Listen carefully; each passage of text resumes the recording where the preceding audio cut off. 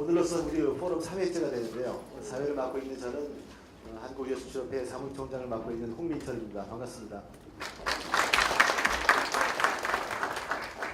여러분 안녕하십니까? 한국의료수출협회 회장을 맡고 있는 이광준입니다.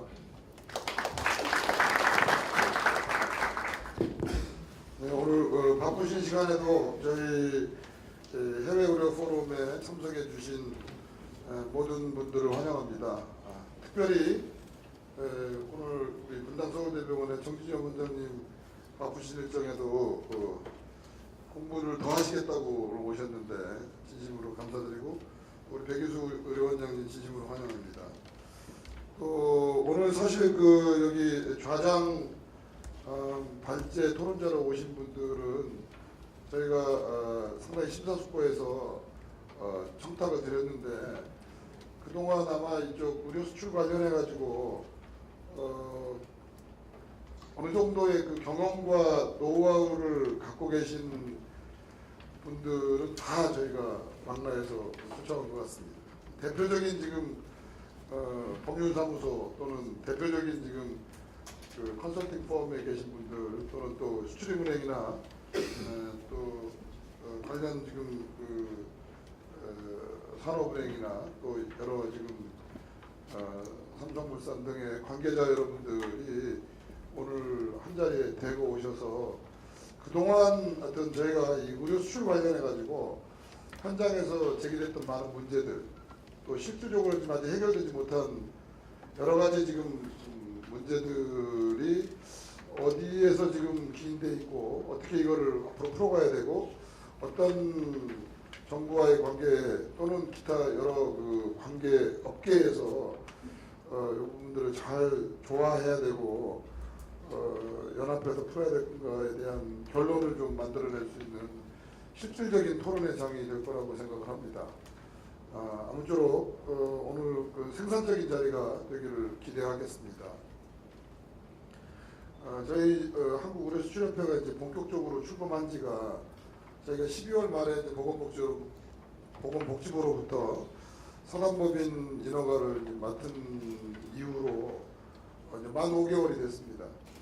그동안 뭐 여러 가지 이제 저희가 사업을 했고, 특히 뭐 이렇게 원료 포럼을 비롯해서 지난번 이제 사우디 장관 오시고 하는 뭐 그런 과정에 있어서도 저희들이 이제 중간에 좀 많은 좀 다리 역할을 한 것 같고요. 또 앞으로 또 여러 가지 지금 대내외적인 이제 관계에서 정부가 다 할 수가 없고, 개별 민간 병원이나 플레이어들이 다 할 수 없는 그런 지점에 있는 부분들을 어찌 보면 뭐 우리 의료수출협회가 꼭 나서지 않아도 저희한테 그런 여러 가지 역할들이 주어지고 있는 것 같습니다. 그래서 지난 2주 전에도 진영 장관 주재로 해서 저희가 그 의료수출 관련된 주요 의료기관 및 관계자들의 간담회가 있었습니다. 그 자리에서 여러 가지 현장에서 어려움들이나 앞으로 좀 정부에서의 지원책들에 대한 이제 요구사항들이 많이 나왔었는데, 결국 이런 문제들을 각 개별 기관들이나 또는 정부가 이렇게 따로 움직여야 될 건 아닌 것 같고, 또 그거를 계속 좀 엮어내고 코디네이션 역할을 할 주체가 역시 필요한 것 같고, 그런 차원에서 저희 의료수출협회에 대한 기대가 안팎으로 많이 높아지고 있어서 저희가 그거에 대한 한편으로는 많은 부담감을 가지고 있습니다. 여러분들이 저희 한국의료수출협회에 대한 어떤 그 정체성에 대해서 조금씩 그 내용들을 이제 확인해가고 있느니만큼 여러분들의 많은 참여와 또 격려를 부탁을 드리겠습니다. 그리고 저희가 7월부터는 이제 본격적으로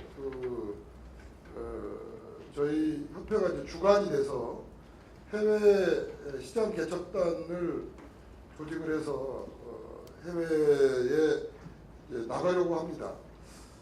물론 이거는 저희가 단독으로 준비하는 뭐 아니고 복지문화진흥원과의 아주 밀접한 협력 관계에서 이제 진행을 하게 되는 겁니다. 그동안 여러 가지 그런 그 해외 시장 개척 및 여러 가지 네트워크를 구축하는 과정이 아무래도 담당 공무원 몇 분 또는 진흥원에서 일을 맡고 계신 몇 분이 그걸 해결하기에는 아주 원초적인 건 가능하지만 실질적으로 이거를 더 이렇게 장을 넓히고 네트워크를 확장하고 지속적인 어떤 비즈니스 관계로 엮어가는데 많은 한계가 있었기 때문에 저희가 그 중간에서 그런 그 코디네이터 역할을 맡아서 이제 본격적인 이제 해외 시장 개척 활동을 또 하고 네트워킹을 벌이려고 하고 있습니다. 그래서 아마 지금 7월 달에는 뭐 중앙아시아부터 다시 그동안 뭐 중앙아시아 많이 나갔지만 여러 펌프식의 그 행사들이 있었지만은 좀 더 본격적인 이제 앞으로의 네트워킹을 위해서 저희가 중앙아시아를 필두로 해서 러시아 또는 뭐 중동, 저희 동남아시아, 또 남미 지역, 뭐 북아프리카 지역까지 지금 저희가 아주 순차적으로 계획을 가지고 있습니다. 여기 오신 많은 그 의료기관 및 관련 유관단체, 유관기관들에서 이런 좀 저희들의 플랜에 대해서 깊은 이해를 가지시고 앞으로도 같이 협력해서 의료 수출 또는 우리가 해외 진출에 대한 본격적인 그런 장을 열어가는 계기가 되기를 기대하겠습니다. 다시 한번 오늘 참석해 주신 여러분들을 환영하고 감사드리겠습니다. 고맙습니다.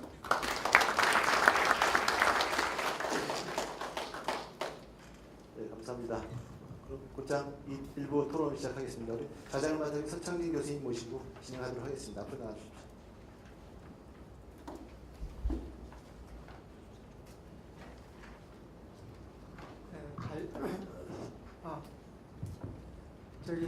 첫 번째 세션 자장을 맡은 서창진입니다.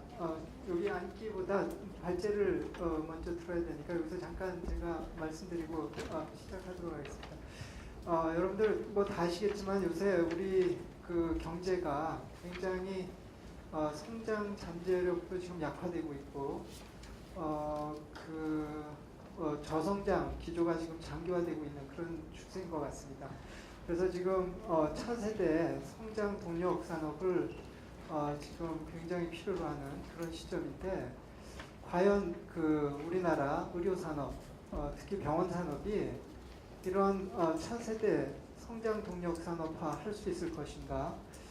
이런 화두를 가지고 오늘 좀 시작하면 좋지 않을까 그런 생각이 듭니다. 그래서 과연 모두들 기대하기로 우리나라 의료 산업은 굉장히 잠재력이 강하고 우리나라의 차세대 성장 동력 산업화하기에 부족함이 없다고 생각은 하지만 과연 그럴까? 그리고 그거를 그렇게 실현해 나가려면 과연 우리가 무엇을 해야 될까? 이런 좀 질문, 화두를 가지고 오늘 포럼을 시작하면 좋지 않을까 생각을 하고요. 그렇게 하려고 그러면 우리나라의 안주에 있어서는 안 될 거라고 생각합니다. 그래서 세계 무대로 나가야 되고, 그다음에 환자들도 유치를 해야 될 거고, 아무튼 저의 무대를 확장시키지 않고는 결코 우리 의료 산업이 우리나라 차세대 성장 동력 산업화하기는 굉장히 한계가 있을 것 같습니다. 그래서 그러면 과연 우리가 세계로 뻗어 나가려고 그러면 과연 무엇을 해결해야 될지 그것을 하는데 버틀넥이 무엇인지 그런 얘기를 오늘 아마 좀 하게 될 것 같습니다. 그래서 특히 의료기관들이 해외로 진출할 때 과연 어떤 문제점들이 있는지 그리고 그것을 우리가 어떻게 해결해 나가야 될지 이런 내용을 가지고 첫 번째 세션이 진행될 거고요. 오늘 발제자로 두 분을 모셨습니다. 연세대학교의 우리 정영선 교수님하고 그 다음에 성함을 김선욱 법무법인 세순 대표 변호사님을 모셨습니다. 그래서 두 분의 발제를 일단 듣고 토론을 진행하도록 하겠습니다. 정영선 교수님.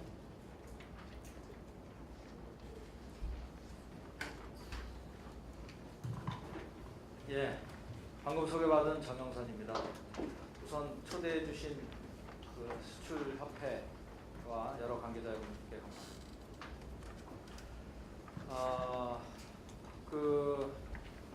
우선 몇 가지 사전적으로 좀 말씀드릴 게 있는데, 제가 소속한 데가 보건대학원으로 나왔는데 저도 처음에는 좀 헷갈렸습니다만, 제가 10년 전에 정부 쪽에 있다가 학교로 옮겼는데 그 당시까지만 해도 잘 몰랐는데, 연세대학교가 이제 신촌 캠퍼스가 있고 원주 캠퍼스가 따로 있습니다.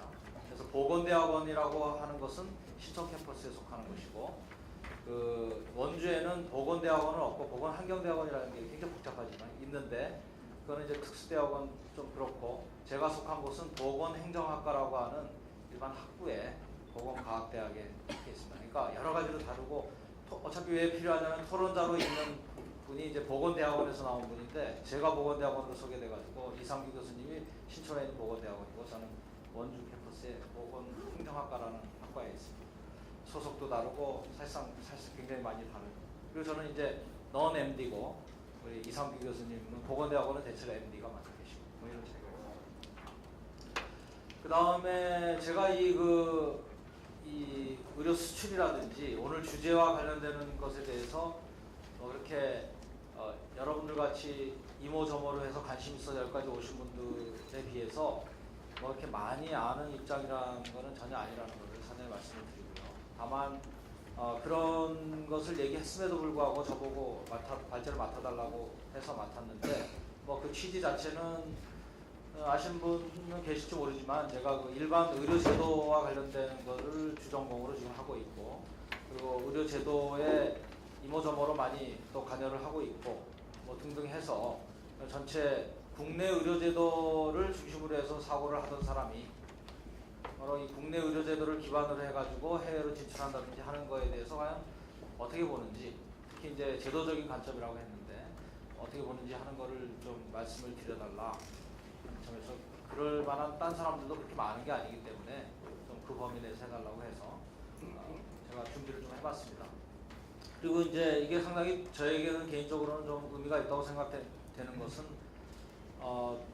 제가 이걸 계기로 해가지고 조금 더 볼 수 있는 어떤 것도 되고 폭도 넓어지는 그런 것도 있고, 얼마 전에 아까 이영준 원장께서 잠깐 얘기를 했지만 사우디아라비아에서 장관이 와가지고 제가 갑자기 우리나라 의료제도를 브리핑을 해달라 그래서 가게 됐는데, 그때까지만 해도 잘 모르고 우리나라 의료제도만 설명하려고 갔더니 가서 보니까 제가 발표하는 거는 뭐 그냥 앞에 장식이었고, 사실상의 대부분의 얘기는 이제 수출협회라든지 수출하는 그런 내용들이 이제 메인이더라고요.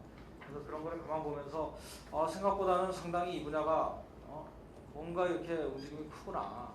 내가 이렇게 그냥 막연히 봤던 것보다 상당히 크고, 뭔가 정부가 굉장히 액티브하게 하고 있고, 그걸 중심이 돼가지고 많은 것들이 이루어지고 있구나 하는 걸 좀 알게 됐어요. 그래서 차제에 또 오늘 또 혹시 시간이 되면 제가 사실상 메인은 이제 펀딩을 어떻게 할지, 뭐 금융이라든지 이런 것으로 갈 것 같으니까 시간이 되는 범위 내에서 좀 알아가지고 앞으로 또 우리 제도하고 이렇게 서로 피드백하면서 할 때 제가 좀 어느 정도 역할을 할 수 있지 않을까 이런 생각을 하고 있습니다. 자, 그럼 이제 저에게 주어진 시간이 자장님 몇 분까지 하면 됩니까?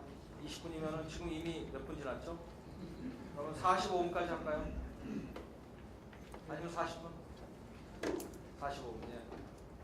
우선 제가 이제 한 거는 아까 말씀드린 대로 우선 작업이 과연 수출이라고 해서 뭐가 이루어졌는지 하는 걸 좀 살펴봤습니다. 이제 주어진 범위 내에서 자료도 뭐 좀 제 옆에 있는 진기랑 교수라고 하는 분이 있는데, 그분이 해외 환자 입치라든지 뭐 이런 쪽에 최근에 관심을 많이 해서 그 사람한테 자료를 달라 그랬더니 몇 개의 논문과 최근에 진흥원에서 한 거 이런 걸 다 받아서 일단 그것은 대충 섭렵을 했고요. 정부에서 작년에 발표한 안이 있었고, 최근에 아까 이학년 원장께서 말씀하신 대로 진영 장관이 참여한 곳에서 건의문 이런 거를 제가 받아가지고 이제 정리를 해봤습니다. 아시다시피 우리가 서비스의 이동과 관련해 가지고는 4가지 모드가 있죠. 여기에 언급은 그렇게 하지는 않았습니다만은, 우리가 지금 보통 상품의 교역과는 달리 서비스라는 거는 좀 독특하니까 서비스 이동은 모두 1, 2, 3, 4로 나눠져 가지고, 모두 1은 우리 원 원격 진료 같이 그 환자가 외국에 있는 서비스를 이렇게 받는 경우죠. 이게 서비스가 원격을 통해서 이동을 하는 거죠. 두 번째 모드 2는 환자가 직접 가가지고 서비스를 이용하는 거죠. 그러니까 우리 그 이건희 그 회장이 MD 앤더슨에 가가지고 폐암 치료를 받았다.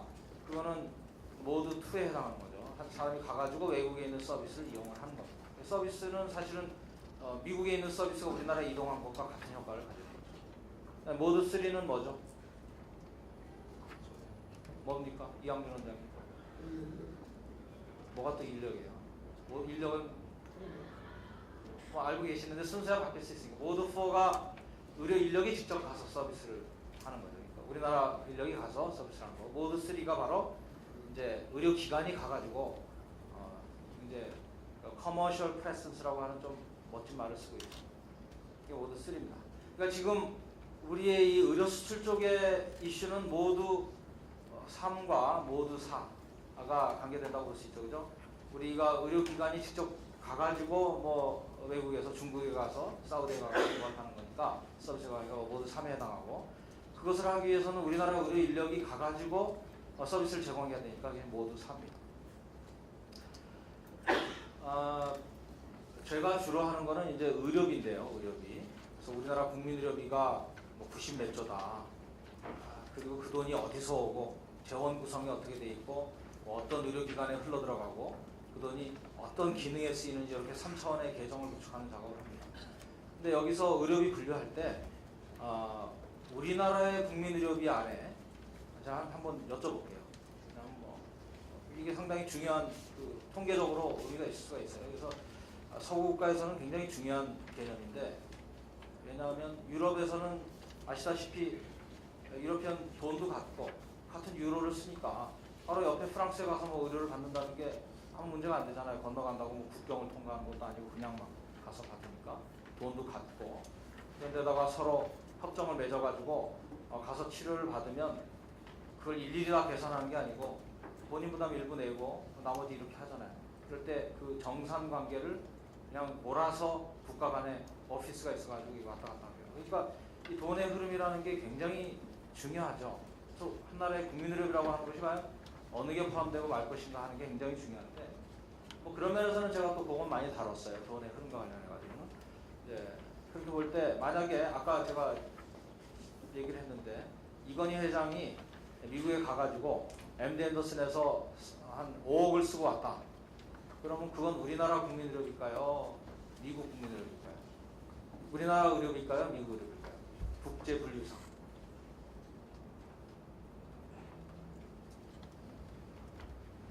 제가 이거 지명을 했다가는 어떨지 모르겠어요. 미국 의료비. 이건희 회장이 미국에서 미국 의료 서비스를 받으니까 미국 의료비일 것 같은 게 일반적인 그런 관념인데 그게 이제 GDP에서는 그런 개념이 적용이 되는데 이 약속이에요. 다만 약속상 국민 의료비의 개념은 자국민 이 자국민도 복잡합니다. 자국민. 원래 엄격히 얘기하면은 레지던트라는 용어를 쓰는데 이거 국제 수출 관계 하시는 분도 알 텐데 레지던트라고 하는 개념을 써서 레지던트가 쓰는 돈을 그 레지던트가 속한 국가에 의료비로 본다. 그래서 이건희 회장에 가서 5억을 썼으면 우리나라 의료비. 다만 미국의 의료 서비스를 어떻게 한 거죠? 우리가 수입을 해서 쓴 겁니다. 상품을 수입한 게 아니고 미국의 의료 서비스를 우리가 수입해서 쓴 개념을 서로 약속을 해놨습니다. 서비스. 외국인이 와가지고 우리나라에서 해외 환자 유치를 해가지고 오잖아요. 그래가지고 와서 의료비를 잔뜩 쓰고 가죠. 그러면 국제 분류상으로는 그 의료비는 우리나라 의료비가 아니고 그쪽 의료비로 속하게 되어 있습니다. 산업적인 의미랑은 좀 다를 수가 있는데 그렇게 되어 있다는 걸 제가 참고로 말씀드립니다. 제가 좀 잘하는 분야를 이렇게 앞에서 얘기를 해야 조금 건의가 쓰니까. 그래서 제가 앞에 보니까 그 정부안 검토라고 해서 사실은 이것은 여러분들이 아마 협력을 했을지 모르는 내용입니다. 그러나 다만 제가 앞에서 전체적인 얘기하기 전에 한번 여러분 리마인드 시키는 차원에서 간단하게만 언급을 하겠습니다. 이건 정부 아닌데 뭐 최근에도 거의 변하지 않는. 왜 이걸 추진하느냐? 수출이라고 하는 걸 왜 추진하느냐는 수출 부분만 뽑았습니다. CIS나 중동 같은 국가들이 지금 엄청나게 이 의료 현장에 대한 투자를 하고 있다 하는 정보를 정확히 정리하니까 약 40조, 우리가 가지고 40조 원이더라. 러시아, 카자흐, 사우디, 아랍에미레이트, 터키 이쪽을 정리해 보니까 거기만 해도 한 40조 원이더라. 우리나라 국민의료비 전체가 90조 원이 좀 넘거든요. 그러면 거의 절반에 가까운 돈이 그 나라에서 일단 투자를 한다. 기회다. 여기에 대해서 우리만이 아니고 많은 나라들이 이것을 서로 먹고자 달려들고 있고 선점을 하고 있는 나라들이 많다. 오스트리아 같은 경우는 마메드, 캐나다의 인터헬스 캐나다, 싱가포르의 유명한 파크웨이 홀딩스 이런 등등으로 해서 이것을 노리고 많이 하고 있다. 따라서 우리나라도 좀 여기에 대해서 해야 되지 않겠느냐. 이게 이제 추진 배경입니다. 정부가 말하는 아니면 그 주변에서 정리한 추진 배경. 그래서 쭉 보니까 지금까지 수출과 관련해 가지고는 의원급 중심으로 해가지고 이제 한 77개 기관이라고 한 거 이제 그때 자료고, 그 다음에 나온 자료는 2012년 말에 91개 의료기관이 추출했다는 자료도 있습니다. 그래서 뭐 중국, 미국, 대개 중국이 제일 많고 뭐 이런 식으로 가고 있다. 대체로 보면 의원급은 주로 성형이나 피부나 치과 뭐 이런 분야고, 종합병원 중형 병원의 경우는 척추, 재활, 한방, 흡수 분야로 형태로 지금까지 가 있다. 제도적인 지금 현재 한계를 보면은 이 부분은 이제 앞으로 저만이 아니라 여러 가지 얘기할 텐데, 사실 제도 측면을 저보고 다뤄달라 그랬지만은 사실 법과 제도가 구분이 안 되지 않습니까? 그래서 서로 이제 중첩이 되는 거고. 우선 투자 역량 면에서는 해외 진출에 필요한 여러 가지 개발 역량, 투자 역량을 갖추는 그런 기관이 별로 없다. 뭐 큰 병원에는 되게 사실 국내 의료기관이라고 하는 것이 경영 마인드라는 것도 별로 없는 것이고, 아시다시피 비영리 중심으로 해가지고 하다 보니까 뭐 그런 걸 갖춘 것이 별로 없더라 하는 게 단점입니다. 그래서 이 부분을 어떻게 보충을 외제적으로 해줄 것이냐 하는 것이 지금 현재 그 제도적 한계이자 과제가 되는 것이죠. 챌린지라고 하는 것에 해당하는 거죠. 챌린지가 과제가 됩니다. 그래서 이제 두 번째로는 자금 면에서 볼 때 병원 진출을 뒷받침할 만한 적합한 투자 금융 조달 체계가 부족하다. 당연한 거죠. 지금 뭐 일반 수출입은행이라든지 이런 금융기관들이라고 하는 것이 주로 병원이나 이런 쪽에는 관심이 없었으니까 이쪽 독특한 이쪽의 상황에 맞는 뭐 장기 투자가 돼야 되고 뭐 그런 것에 맞는 어떤 자금 신용 평가라든지 자금 지원의 어떤 룰이 확정돼 있지 않고, 그래서 상당히 자금 조달이 어려운 상황이다 하는 얘기고요. 그다음에 제도 측면에서는 이제 이 부분은 제가 좀 이따가 다시 말씀을 드리겠습니다만은, 의료제도 의료법상에 영리법인에 의한 개설이 가능하지 않게 되어 있기 때문에 이 부분들이 가지고 있는 한계가 있다. 그래서 이걸 피하다 보니까 뭐 개인 아니면 별도의 영리법인에 이런 걸 통해서 하다 보니까 여기에 상당히 트랜잭션 코스트 같은 로 얘기할 수 있는 것들이 상당히 많이 들더라. 따라서 이것이 제도적 한계고 이 부분이 풀어야 할 과제다 하는 얘기고요. 그 다음에는 이제 면허 관련해서는 어느 나라든지 지금 특히 의사 인력에 관한 면허는 절대 딴 나라의 인력을 그대로 인정하지 않습니다. 우리나라도 아주 심한 나라 중에 하나예요. 절대 딴 나라 사람이 와서 쉽게 면허 의료행위를 할 수 없도록 이렇게 돼 있고, 우리나라에서 의료행위를 하려면은 여러 가지 시험과 등등을 합격을 해야 되는데 뭐 국어도 잘해야 되고 뭐 등등해서 사실은 가능하지 않은 그런 상태에 있습니다. 다른 나라도 마찬가지고, 그래서 서로 양어 협정, 뮤추얼 어그리먼트를 통해서 이 부분을 해결해야 되는데, 이 부분은 우리가 수출 의료인 아까 모드 4라든지 모드 3를 통해서 하려고 그러다 보면은 그것이 되는 이유는 되게 의료 인력이라고 하는 고급 인력이 같이 쫓아가야만 의미가 있는 건데, 거기서 딱 걸릴 수가 있기 때문에 이 부분은 어떤 외교적, 정치적, 행정적인 걸로 해서 풀어야 되는 그런 측면이 있습니다.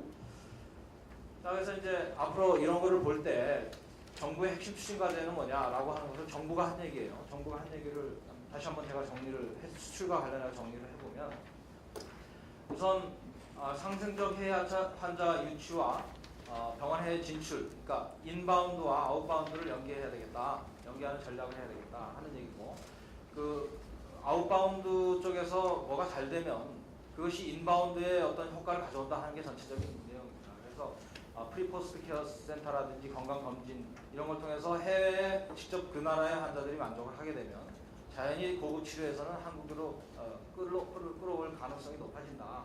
따라서 아웃바운드가 잘 돼야 인바운드도 되는 거 아니냐. 그래서 이 양자의 연계를 보다 비중을 둘 필요가 있다 하는 얘기가 나옵니다. 그래서 프리포스트 케어는 당연히 특히 건강검진은 그 결과가 바로 국내에서 환류돼서 환자의 유치로 이어질 수 있는 것이고 병충 치료가 고난도 환자의 수입으로 이어질 수가 있는 것이다. 다음으로는 병원의 해외 환자 자금 지원의 문제인데요. 이 부분은 뒤에 아마 펀드 관련해서 나올 테니까 간단히 보면 자금 지원은 지금까지는 해외 진출의 경우는 이제 공적 원조, 오피셜 디벨롭먼트 공적 해외 개발 원조 사업을 통해서 거기에서 해외 진출 연계했던 것이 있었고 여기에는 무상, 유상이 있죠. ODA, KSB 지식 공유 사업을 통해서 무상으로 하는 그런 거라든지 그래서 이런 나라들을 일부는 뭐 불러서 주요 스테이크홀더들을 불러가지고 여러 가지 교육도 하고 하는 저도 이런저런 걸로 포이카 사업이나 이런 데 가서 강의도 많이 하고 합니다. 그 다음에 유상으로는 뭐 EDCF 차관 같은 경우는 이것이 가면서 패키지로 여러 가지 연결이 그 다음으로 이어지는 거기 때문에 뭐 이런 것들은 상당히 의미가 있다 하는 것이고요. 금융 차원에서 융자라든지 신용평가, 보험, 보증보험 등등에서 의료기관에 적합한 어떤 그 것들이 정해져야 할 것이다. 그 다음에 이게 동그라미가 잘못 만들어졌네요. 펀드 측면에서, 그러니까 공적 원조 금융 펀드에서 그 각종 뭐 신성장 동력 펀드, 글로벌 인프라 펀드 등의 의료기관 해외 진출 투자를 적극 유도하는 그런 게 있어야 되겠다. 다음 페이지로 넘어가시면. 그 다음은 해외 진출 지원 전문 기업을 설립해서 지원한다. 이게 이제 작년 얘기인데 아마 그러니까 그 의료기관 자체가 아까 말씀드린 대로 여러 가지 역량이 취약하고 국내에 안주하다 보니까 경영 마인드도 좀 부족하고 해외 상황도 모르고 해서 이런 거를 전반적으로 대행해서 패키지로 해줄 수 있는 그런 어떤 그 민간 기관이 있어야 되는 거 아니냐. 그런 차원에서 만들어져야 되겠다라고 했는데 지금 뭐 좀 이따 나올 발표를 하시게 될 코리아 메디컬 홀딩스 또가 그런 차원에서 만들어져 있는 것 같고요. 저도 잘 몰랐는데 최근에 뭐 만들어진 줄 알았습니다. 그다음에 아까 병원 진출과 연계해서 의약품 의료기기 IT 시스템 등의 진출 지원해야 합니다. 그러니까 우리가 이제 의료라고 하는 건 주로 서비스가 주종이지만 이 서비스와 연관해서 부스 상품이 있지 않습니까? 그래서 주로 우리가 서비스는 굉장히 상업적인 것에 그 마인드의 도입을 이렇게 대관시 뭐랄까 좀 이상하게 쳐다볼 수 있는 그런 것이 상당히 커요. 그렇지만 의약품이나 의료기기나 이와 같은 구스에 해당하는 것에 대해서는 전폭적으로 상업적인 측면을 강화해서 여러 가지 그것이 공공 의료 내지는 공적 부문에 큰 지장을 주지 않는 범위 내에서는 되도록이면 산업적인 측면을 발전시켜야 된다 하는 측면이니까 그런 면에서 이런 것들이 진출의 패키지로 병원 진출과 엮여서 가야 될 것이 아니냐. 그 다음에 마지막은 병원 진출을 위한 투자 장벽을 해소해야 된다 하는 차원에서 의료법인의 그 제약 부분에 대한 아까 나온 얘기고 앞으로 좀 이따 다시 할 얘기. 두 번째로는 정부 간 협력 강화를 통해서 해외 진출 장벽을 개선하겠다라고 해가지고 G2G, 사우디나 아랍에미레이트나 뭐 이쪽 보니까 오만, 제가 오만도 그리고 이게 사우디만이 아니라 제가 오만 쪽에 한번 불려가가지고 오만 장관 앞에서 우리나라 의료 제도를 설명을 3월달인가 했어요. 그때도 이제 제가 의료 제도를 설명하러 가는 줄 알았더니 알고 보니까 여러 가지 정부의 그 의료 수출이라든지 여러 가지 그런 패키지 속에서 제가 하나의 장식으로 쫓아갔던 걸 나중에 알았는데 가서 이렇게 하다 보니까 굉장히 아무튼 아랍의 경우는 그런 우리나라 같은 그 트위닝 프로젝트에서 나오듯이 굉장히 의미가 큰 부분이 많더라 하는 걸 제가 좀 알게 됐습니다. 아무튼 그런 부분을 정부가 나서서 직접 하고 있는 그런 모습을 상당히 봤고, 자, 이제 그 다음 페이지가 바로 오늘의 사실은 뭐 제가 메인으로 하지만 할 얘기가 그렇게 많지 않아서 좀 앞부분에 좀 시간을 내었고요. 크게 두 가지 정도를 얘기하려고 말씀을 드리려고 했는데 우선 비영리법인의 영리적 해외 투자 문제인데 사실 국내 그 개설 주체가 아시다시피 의료법 33조에 5개가 있죠. 하나는 그 의사, 치과의사, 한의사, 조산사라고 하는 개인이 있고요. 두 번째로는 그 국가, 지방자치단체, 세 번째로는 의료법인, 네 번째로는 의료법인을 제외한 기타 비영리법인, 민법상에, 다섯 번째가 우리 뭐 진지의료원 같은 이런. 여기서 한 가지 질문 한번 드려볼까요? 지금 막 영리 개방하라 막 이렇게 얘기 나오는데 우리나라 병원들 중에 영리 병원이 있습니까 없습니까? 있습니다. 있어요? 개인 어디 있다고 하신 분? 네. 어떤 게? 개인 병원. 네? 개인 병원. 그렇죠. 이거 상당히 그 답이 쉽게 잘 안 나오는데 굉장히 그 전문가이신 것 같아요. 우리나라의 개인 병원들, 그러니까 개설 주체상으로는 절반에 해당하는 개인 병원들이 바로 법적으로는 영리에 속합니다. 다만 영리를 허용하라라고 하는 것은 우리가 이것을 법인으로 만들려고 할 때 영리법인을 못 만드는 거죠. 그죠? 주식 한 명 위안무한 할 수가 없다는 거죠. 그러니까 의료법인이라든지 비영리법인으로 해야만 된다 하는 차원에서 그래서 영리의 개념은 그 이익이 남았을 때 개인에게 환원시킬 수 있느냐, 해산했을 때 자녀 저분을 처산해서 개인에게 할 수 있느냐 이 차이니까. 그래서 이제 우리나라에서는 개인은 그러니까 영리예요. 그러니까 이익이 남았을 때 개인이 가져갈 수 있는데 법인으로 하자니 이게 안 되는 건데 사실 이제 우리나라가 일본에서 의료법인이라는 걸 도입한 게 70년대인데 보사부에서 도입할 당시에 이제 일본 의료법인 제도를 보고는 도입하면서 이름은 그대로 가져왔어요. 이료호우진이라고 하는 거지만 한자로는 그대로 똑같잖아요. 그래서 의료법인을 가져왔는데 사실 핵심에 해당하는 것 중에 하나는 안 가져왔습니다. 그게 뭔지 혹시 아시는 분? 핵심에 해당하는 것 중에 하나는 안 가져왔습니다. 의료법인 제도인데 굉장히 중요한 제도입니다. 여러분들이 관여하고 있는 이 엄청난 의료 공급 사이드에 제일 중요한 의료법인의 핵심에 해당하는 것을 하나 안 가져왔어요. 뭐죠? 반대사는 어떻게 합니까? 역시 그 자기 일이니까 굉장히 잘 알고 계시네요. 지금 이게 이제 유식한 말로는 지분이 있느냐 없느냐, 지분을 가졌느냐 안 가졌느냐. 우리나라 의료법인은 지분이 없잖아요. 영리 개념에서 지분이 없는데 일본 의료법인은 지분이 있어요. 그래서 해산을 했을 때 자녀 재산을 가져갈 수가 있습니다. 그러니까 두 가지 조건 중에서 그 이익이 남았을 때 배분은 못하게 해놨습니다. 그 대신 세법상에 약간의 우대를 해주고 있지만 뭐 그렇게 큰 우대는 아니고.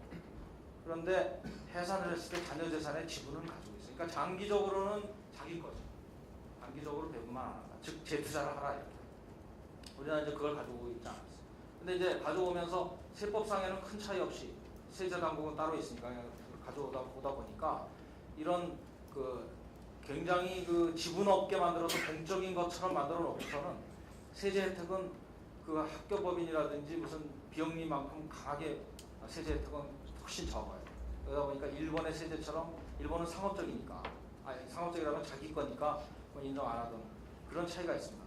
이게 이제 왜 차이가 보이냐면 지금 이 수출과 관련해가지고 제가 좀 생각을 해보니까 엊그제 모 그 의료재단의 그 인사께서 돌아가셔가지고 엊그제가 아니라 얼마 전에 보니까 사회 환원을 한다고 그래가지고 보니까 한 뭐 200억 가까운 돈을 사제를 사회 환원했다고 이렇게 나오더라고요. 또 딱 보니까 그거가 사회 환원이라고 해석할 수 있을지 의료법인에다가 넣었더라고요. 의료법인 이게 무슨 의미를 가지는 걸까요? 의료법인 아시다시피 의료법인에 들어가면은 각종 세제 혜택이 있어요. 예를 들어서 상속 어마어마한 혜택이 있습니다. 자, 근데 이제 뭐 이 부분이 나중에 의료 수출이라고 하는 것으로 가가지고 영리 투자를 한다. 그러게 되면은 이 돈이 지금은 비영리이기 때문에 이런저런 이유로 공적 재산으로 뭐 실제로는 어떻게 하든 사적으로 운영이 될 수가 있겠지만 법적으로는 공적 재산은 묶여 있는 건데 그것을 이유로 해서 상속 혜택까지 받게 이렇게 해가지고 쭉 쌓여왔는데 그것이 어느 순간 다른 통로를 통해서 사적으로 갈 수 있는 통로가 만들어진다. 이때 어떻게 됐을까 하는 것들을 고민하지 않을 수 없다. 이제 상속이 가장 대표적인 그런 것이고요. 그래서 바로 지금 그 의료법인들이 어떤 특단의 그 조치를 통해서 그 명의는 다른 쪽으로 이렇게 전환을 할 수 있도록 하자는 논의에서 상당히 어렵다고 느끼는 것이 그동안에 누적되어 온 그런 세제 혜택과 이런 것들을 과연 어떻게 있는데 그걸 어떻게 지분을 가진 스타일로 바꿀 수 있느냐 이 부분이 상당히 어렵습니다. 그래서 뭐 특별법 형태로 하자 그러면 국회의원이 법을 만들어서 하느냐 할 수 있겠지만 사실은 그 뒤에 흐르는 여러 가지 재산 형성의 문제라든지 이런 게 쉽지 않습니다. 제가 말씀드리는 것은 이 자리는 그 어려운 걸 말씀드린다기보다는 그런 부분들에 대한 어떤 변호사님도 계시니까 뭐 나중에 해석을 하시겠지만 그런 부분들에 대한 그 고민과 해결이 수반이 돼야 정부도 정책으로서 확실하게 이 부분을 해결할 수 있는 것이 아닌가 생각합니다. 이게 제가 의료법인 그 첫 번째 주제와 관련해서 생각해 본 거고요. 두 번째로는 이제 모드 4에 해당하는 의료 인력이 가서 하는 것의 문제인데 이 부분은 뭐 당연히 우리가 되도록이면 우리나라 의료 인력이 가서 중동이나 이런 데보다 훨씬 우수하잖아요. 우리나라 의사 인력이 뭐 최고의 인재들이 모여 있으니까 그러기 또 미국의 영향을 많이 받아가지고 하이테크도 많이 알고 이제 가서 하는 거야 아무 문제가 없지만 그건 외교적으로 풀어야 된다는 건 당연히 동의하는데 지금 현재 국내 의사 인력의 그 임상 의사 인력의 그 공급이 과연 외국계 그걸 공급할 정도로 여유가 있느냐 하는 얘기입니다. 아시는 분은 아시겠지만 제가 의사 인력 의대 정원 늘려야 된다 그래가지고 집중 포화를 받은 사람이에요. 혹시 뭐 이름 따로 저기 따로 아시는 분은 계시겠지만 잠깐 그런 일이 있었는데 우리나라 임상 의사 수 인구 1000명당 임상 의사 수는 우리나라가 2.0인데 OECD 평균이 3.1이에요. 그걸 근거해서 전체적인 공급 사이드는 굉장히 부족하다라고 하는데 물론 배분의 문제는 있지만 뭐 그런 얘기를 좀 했었고 이것이 지금 현재 중소병원의 의사가 부족해서 지방에 아까 의료원 얘기 나오지만 진주 의료원 사태에 굉장히 많은 부분은 그 인건비와 관련되는 얘기입니다. 그 인건비 80%라고 하는 것이 결국 뭔가요? 아무튼 그런 문제, 그 다음에 일부 전문가복의 의사 부족 문제, 뭐 흉부외과 부족하다, 뭐 부족하다 해가지고 비뇨기과 막 나오는 거. 그다음에 공중보건의가 지금 거의 절반으로 내년 사이에 확 줄었습니다. 여성 인력의 의사 인력의 증가 뭐 등등해서 과연 그런 것들을 고려할 때 과연 우리 인력이 충분히 그 가서 공급을 할 만한 상황이 되느냐? 고급 인력들이 3차 병원이나 이런 데서 제약되어 있는 상황이 되느냐? 과연 이 부분들이 의료 인력의 공급과 같이 맞물려서 조절이 되는 그런 의료제도적인 뒷받침이 복지부가 해야 되는 것이 아니냐 하는 말씀입니다.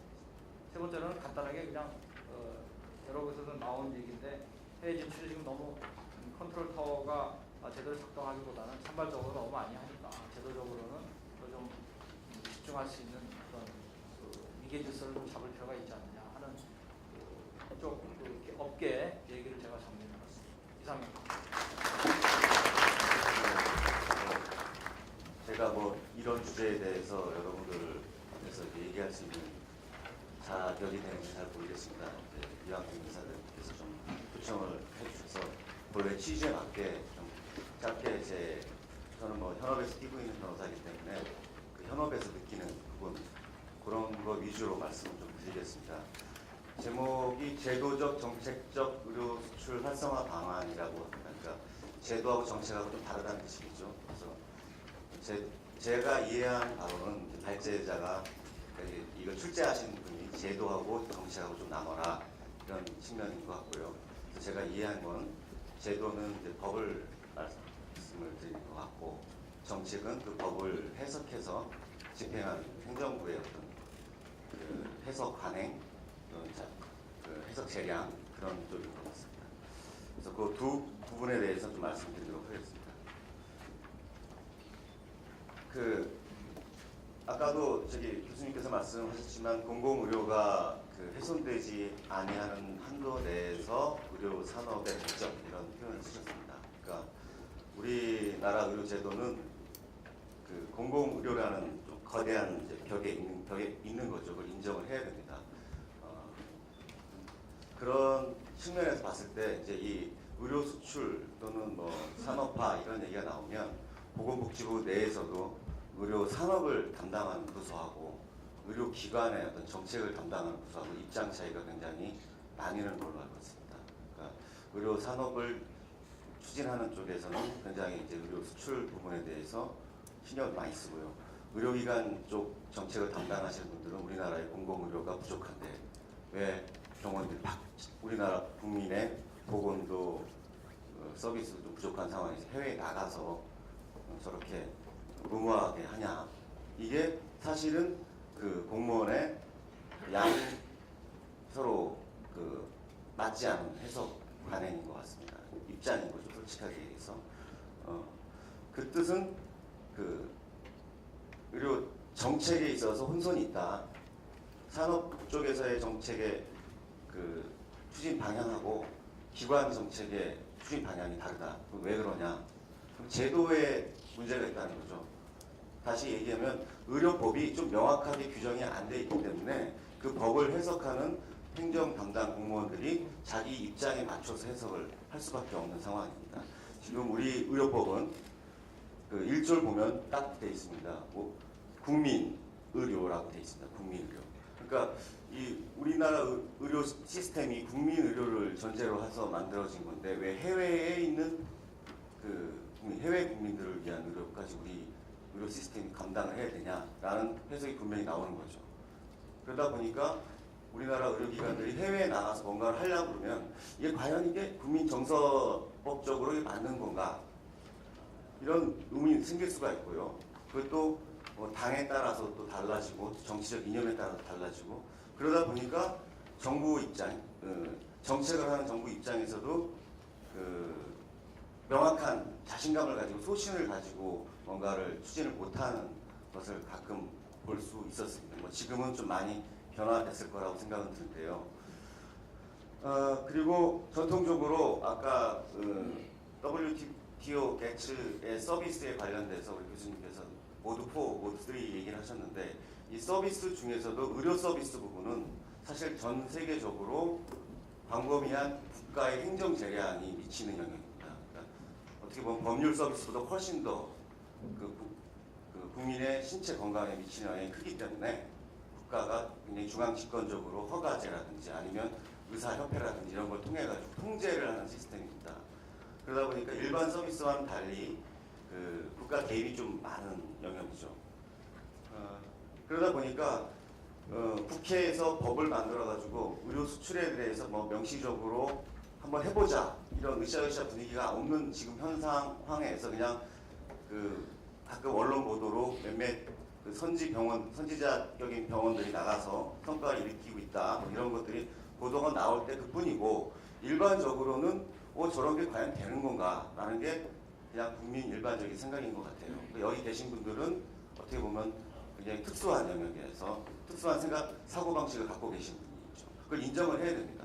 그래서 그러다 보니까 계속 그 실질적으로 뭔가를 해야 될 때는 그런 해석론 때문에 의료기관들이 많은 애로를 겪는 것을 제가 주위에서 많이 봤습니다. 그럼 이제 의료 수출이라고 그러면은 반대하시는 분들 입장에서는 이걸 영리화하고 연결을 시키시죠. 아까 교수님도 말씀하셨지만 의료법인이 이렇게 상속 등 여러 가지 이유로 재산을 갖다 넣어놓고 의료 수출을 하면서 뭔가 영리화를 추구를 하고 이렇게 이제 해외에 나가서 수출을 한다는 것이 꼭 영리화냐? 저는 그 개념에 좀 반대합니다. 그 뒤에 설명드리도록 하겠습니다. 또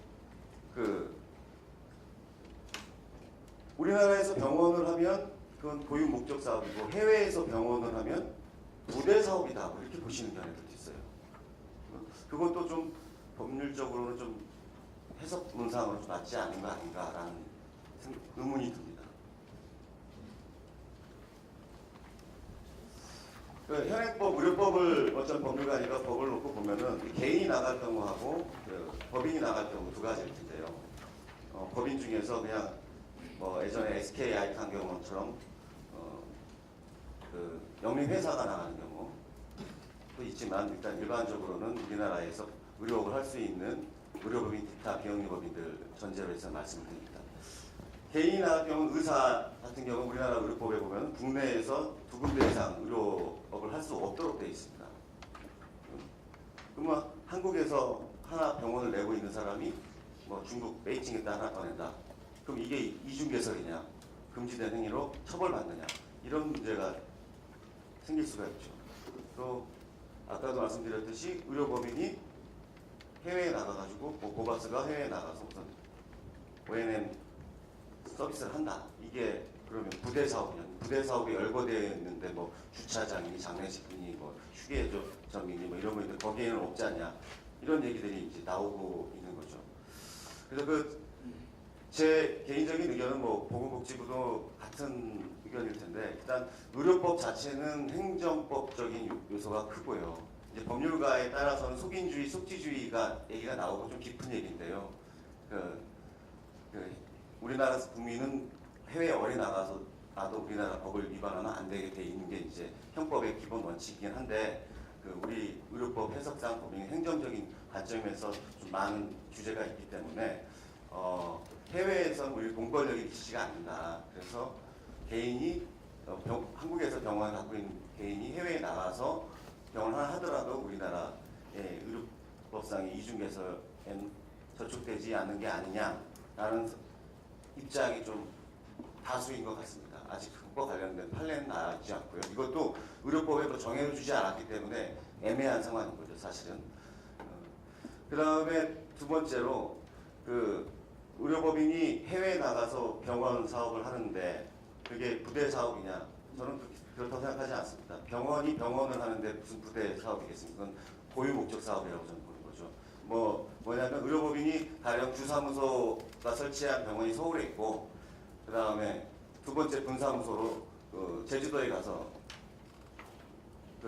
병원 하나 낸다.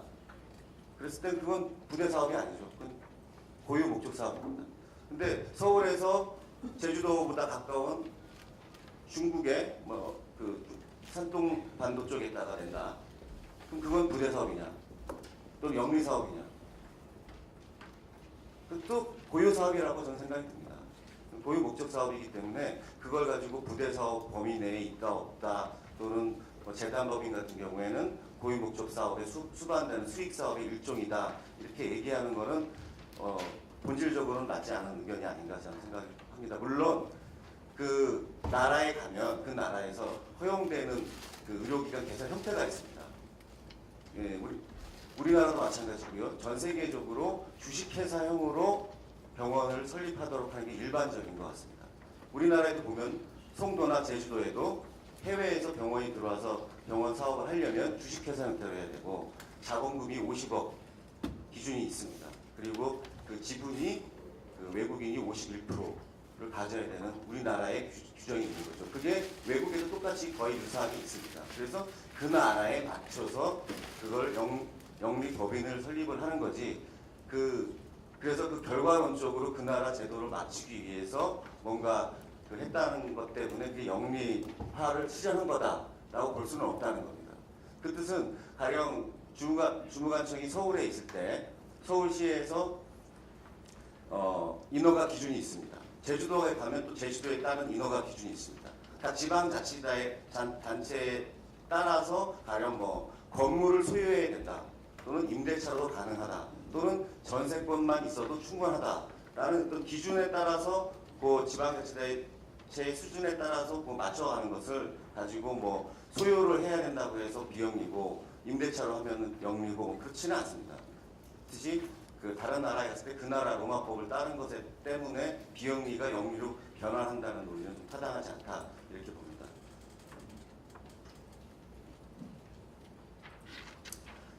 그래서 제도적, 정책적 의료 수출 활성화 방안 부분에 있었을 때 첫 번째 제도적인 부분, 법에 관련된 부분은 이제 우리나라 의료법이 이런 상황이고 거의 한 10여 년 이상의 이제 이런 의료 수출 현상이 발생을 했고 그것에 대해서 의료법에서는 아직도 국민의료라는 용어를 쓰고 있습니다. 그러므로 인해서 나가시려고 하시는 분들이 좀 법적으로 자기 근거가 없으니까 굉장히 불안해하세요. 그러니까 그런 근거 규정을 의료법을 개정을 통해서 만들어서 그게 하나의 그 의료 수출도 하나 떳떳한 그리고 법상 근거가 있는 활동으로 여겨지도록 그 국회 차원에서 법을 개정을 통해서 제도적으로 밑받침을 해줘야 되지 않겠는가가 제 개인적인 의견입니다. 네, 두 번째로 정책적인 부분은 아까도 말씀드렸듯이 보건복지부 내에서도조차 서로 기관별로 그 부서별로 의견이 좀 다르거든요. 만약에 법이 딱 정해주면은 그렇게 의견 차이가 안 나올 텐데 그 전이라 하더라도 복지부 내에서 좀 전향적인 그 해석을 해줄 필요는 있을 것 같습니다. 다만 왜 그러냐면요. 지금 의료법인 또는 비영리 법인이 해외에 나가려고 해도요. 그러려면은 현실적으로 그 법인의 재단 이사들이 야 우리 해외에 나가자라고 결의를 해야 됩니다. 이사회에 결의를 해야겠죠. 그래서 그러면 우리 그냥 나갈 수는 없으니까 정관에 우리 법인의 목적 사업 중에서 이 해외에서 의료하는 것을 추가를 해야겠다. 정상적으로 나가는 경우는 그렇습니다. 법률적으로 얘기하면요. 그러면 그 정관을 만들 건지 말 것인지에 대한 이사회 결의가 있어야 되는 거죠. 이사님들별로 다 의견이 다를 겁니다. 아직 우리나라의 공공의료에 더 추진을 해야 된다는 의견도 있을 거고 해외에 나가서 뭔가 뭘 해야겠다는 의견도 있을 거고 그래서 그 재단 구성원들의 이해가 조율이 돼서 정관이 만들어지면 그 정관을 주무관청에 따라 허가를 받아야 됩니다.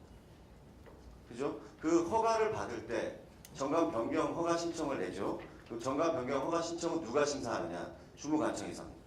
그 주무관청은 지자체일 수도 있고 시군구일 수도 있고 보건복지부일 수도 있습니다. 주무관청에 따라 다릅니다. 그때 그걸 도장을 찍어주는 공무원이 어떠한 생각을 갖고 있느냐 굉장히 중요한 거거든요. 사실은 그거는 정부 차원에서 가이드라인이 없으면 개별 지자체 공무원들 거기 그 펜대를 쥐고 있는 분들은 대부분 6급 또는 7급, 5급 정도 되는데 그분들이 함부로 그걸 할 수가 없습니다. 정부에서 가이드라인을 만들어 주셔야 됩니다. 보건복지부에서 가이드라인을 만들어 주셔야 되는데 아직은 그 부분에 대한 가이드라인이 없기 때문에 굉장히 그 부담을 갖고 그 정관 변경을 허가를 해주는 경우가 있을 수 있을 것 같습니다. 그게 돼야지 나중에 해외로 가게 되면 커머셜 프레센스가 되려면 돈이 가야 될 거 아니에요. 돈이 가려면 계좌를 통해서 가야 되고 계좌를 통해서 가려면 우리나라의 외국환 거래법의 규정을 준수를 해야 됩니다. 그럼 외국환 거래법과 관련해서 기재부의 그 감독을 받는 외국환 거래은행이 심사를 하는 거죠. 일반적인 그 회사들은 나갈 때 뭐 워낙 무역이 많기 때문에 우리나라에 별로 이렇게 흔한 일이지만 의료법인이 나간다. 비영리법인, 재단법인이 나간다. 이러면 좀 신기한 일입니다. 그러면 그쪽에서는 아예 그 업무 규정상 니네 정관에 그러한 근거가 있는지 갖고 와봐라. 그걸 물어봐요. 그래서 정관 딱 봤더니 해외에 병원 설치 딱 돼 있으면 오케이. 그럼 계좌 트고 해외 송금 오케이. 문제가 안 됩니다. 그거 없이 가면 안 해주는 거죠. 사실 거기서 문제가 생기는 거거든요. 그렇기 때문에 여태까지 많은 수의 그 의료법인들 또는 비영리법인들이 해외에 진출했다고 막 얘기한 거는 사실은 커머셜 프레센스를 전제로 하는 자금의 이동이 없는 가서 그냥 립서비스 또는 인력만 파견해서 뭔가 할 수 있는 그런 것만 했던 거죠. 그러다 보니까 수익이 창출돼도 그걸 다시 가지고 올 수가 없는 거죠. 왜냐? 나갔던 계좌가 없기 때문에 들어올 계좌도 없는 겁니다. 그러니까 직원 손가방에 들려서 갖고 들어온다든지 그러니까 이게 처음에 멋있게 나갔는데 나중에는 외화 일반출이 되는 거죠. 외국환 거래법 위반이 되고 아예 못 갖고 들어오니까 거기서 잠식이 되는 거죠. 자, 그런 상황이 총체적으로 불법 현상이 일어나게 되는 겁니다. 그래서 그런 것들을 사실은 주무관청에서 허가를 내줄 때 그냥 무조건 내줘야 되냐? 그것도 저는 아니라고 봅니다. 그 비영리 법인이 우리나라 아까 얘기했던 것처럼 공공의료가 훼손되지 않은 전제 내에서 산업화를 이룩해야 된다라는 게 있잖아요. 우리 정서법이. 그러려면 적어도 해외에 돈이 얼마가 투자됐는데 그것에 따라서 또 어떻게 회수를 하고 이런 모습들이 보여져야 됩니다. 결국 사업 타당성이 있는 곳에다가 그 병원 진출을 하는 건지 아닌 건지 그런 것들이 물론 그 돈을 빌려주거나 그걸 관리하는 그 외국환 거래 관련된 규제에서도 보겠지만 보건복지부도 그런 쪽을 좀 심사할 수 있는 팀이 만들어져 가지고 이게 제대로 된 진출인지 나가서 회수 가능한지. 그러니까 우리나라 정서법 중에서 외화벌이는 또 최고의 정서법입니다. 제가 볼 때는 공공의료보다 훨씬 높은 정서법인 것 같은데 그런 것들이 돼서 아 여기가 가령 모 의료법인이 해외에 나가서 이만큼 돈을 또 벌어와서 또 그 지역에 있는 공공의료를 위해서 쓴다. 그거를 반대할 이유는 없을 거라고 저는 생각이 듭니다. 그러니까 이게 나가는 게 적법하게 나가서 제대로 회수가 돼 있는지 또 그 사업이 타당한지 사업 타당성 분석이라든지 그 사업 구조가 정확한지 안 그러면 뭐 의료법인 이사장이 개인적으로 돈을 빼가지고 빼돌려서 해외에 자금 은닉을 하려고 한다 이런 소문이 나올 수도 있고요. 그렇습니다. 그렇기 때문에 그런 절차 다 법이 다 있어요. 그거에 맞춰서 진행을 하시면 될 거 더 좋을 것 같고 아까 보건의료 인력 확충 부분은 교수님께서 말씀을 해주신 부분이고 제가 이제 해외에 뭐 조그만 규모의 의료기관들 진출할 때 컨설턴트 역할을 하고 물어보면 재밌는 것들이 말레이시아에 진출을 하는 케이스하고 싱가포르 케이스를 좀 해봤는데 재밌는 게 그 말레이시아 의료법 뒤에 보면은 해외에 그 나라를 면허를 인정하는 리스트가 쫙 있습니다. 우리나라는 없더라고요. 중국도 있고 뭐 인도도 있고 막 그런데요. 우리나라 의료인이 거기 가서 그 퍼머넌트 그걸 못 받는 거죠. 사실은 우리가 뭐 의료 수출에 뭐 강자다라고 하면서 사실 우리 의료 인력이 말레이시아 같은 나라에도조차도 리스트가 안 올라가 있습니다. 또 싱가포르는 재밌는 게 올라가 있는데 서울대, 연대, 고대만 돼 있어요. 그러니까 뭐 카톨릭이라든지 아산이라든지 성균관대 출신의 의사들은 거기 가서 또 비자를 못 받는 거죠.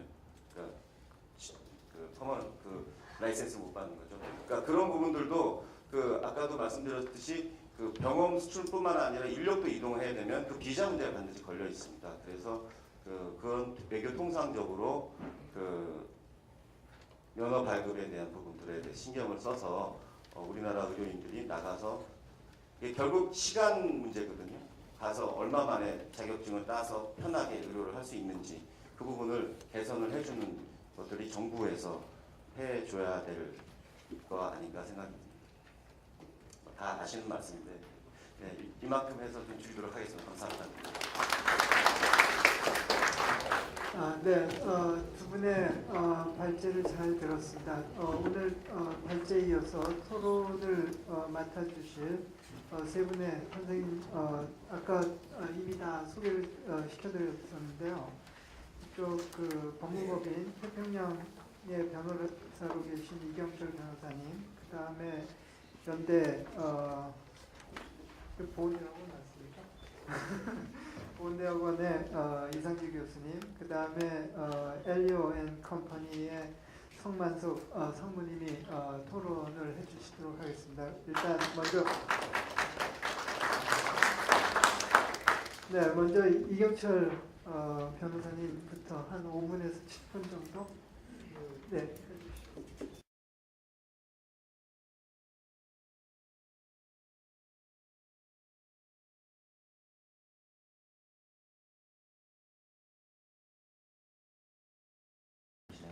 그렇게 참 많구나 하는 생각이 들었고요.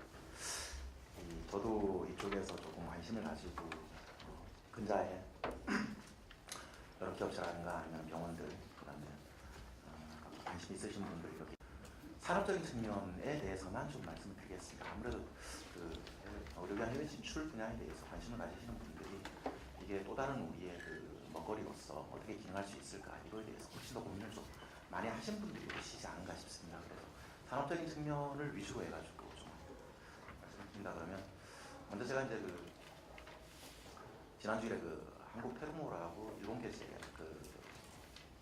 기기업체가 하나 있습니다. 근데 그 기기업체 오늘 잠깐 만났는데 그쪽 분께서 자기 회사에 근자에 있었던 얘기 중에 에피소드 하나 소개하시는데 테르모가 몽골에 진출을 안 했습니다.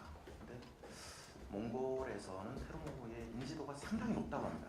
제품 자체가 진출을 안 했는데 왜 그러냐 그랬더니만 몽골의 의료 인력이 우리나라 삼성병원하고 아산병원에 와가지고 진료를 하는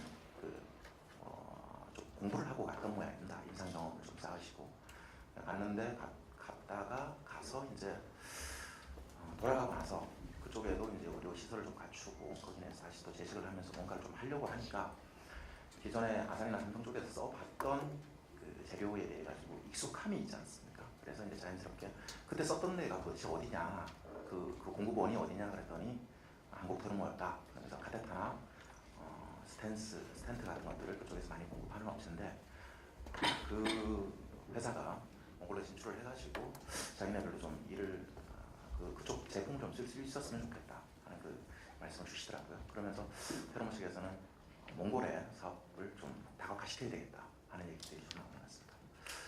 이런 얘기들이 시사하는 바가 좀 있다고 좀 생각이 듭니다. 일단 그 의료기관이 해외 진출한다고 가정했을 때 그 산업적인 측면에서 놓고 본다 그러면 전방 효과 내지 후방 효과라는 걸 기대할 수 있지 않습니까? 솔직히 저는 그렇다고 생각하거든요. 의료기관이 해외 진출해가지고 의료기관 자체만의 수익만을 본다 그러면 별로 진출할 필요가 없다고 생각합니다. 뭐 그게 그렇게 큰 도움이 되겠습니까? 아까 전에 통계 자료 교수님께서 보셨던 것 중에서 보면 카나다도 마찬가지고요. 오스트리아 이런 데서 진출한 거 보면 다 해봐야 맥시멈 1조 단위입니다. 의료기관 아마 진출해서 받은 그 수입 정도를 말씀하는 것 같습니다. 그게. 근데 산업적인 측면에서 놓고 본다 그러면 전방 효과나 후방 효과를 놓고 본다 그러면 충분히 진출의 필요성이 있고요.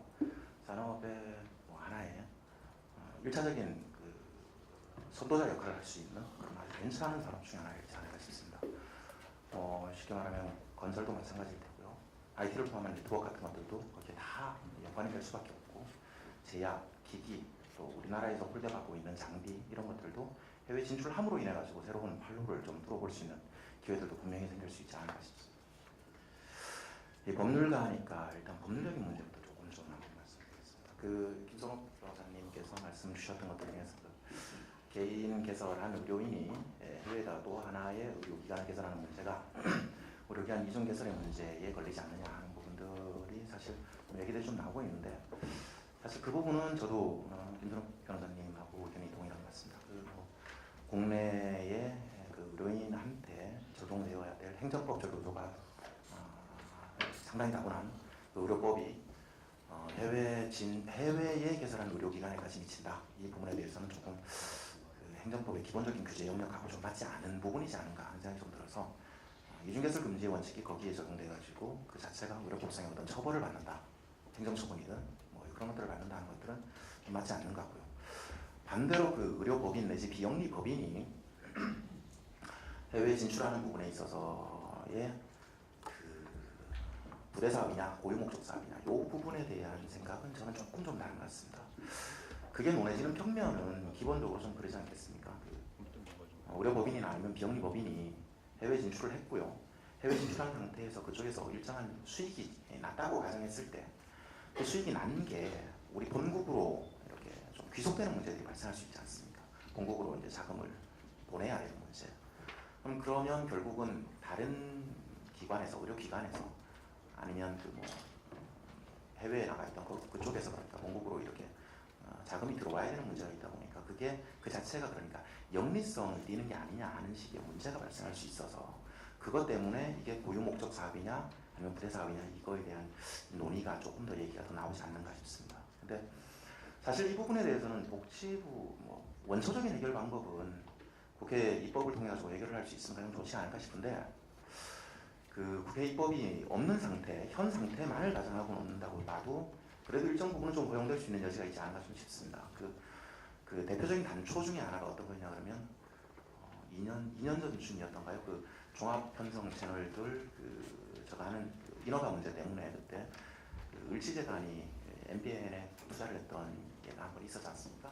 그거 관련해 가지고 그 복지부에서 행정 해석을 하나 내온 적이 있었습니다.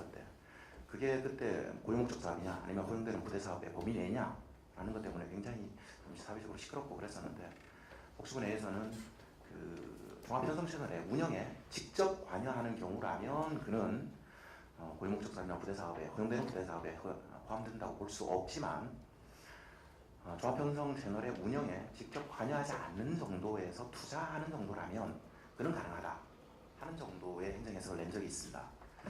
이거를 조금 유추해서 그 의료법인이나 아니면 비영리법인이 해외에다 의료기관 개설하고 그걸 통해 가지고 수익을 본국으로 이렇게 이동시키는 그런 과정에서도 지금 현재 의료법 하에서도 그 목적, 그 해석을 좀 유추한다면 직접 운영에 관여하느냐 아니면은 SPC 같은 것들을 설립해가지고 간접적으로 지분권을 취득하느냐 뭐 이런 형태로 해가지고 본다 그러면 간접적인 지분권 형태를 취득하는 형태에서는 그래도 오형들 여지가 충분히 좀 있지 않은가 60의 기본 기조하고 봤을 때 좀 그런 입장인 것 같습니다.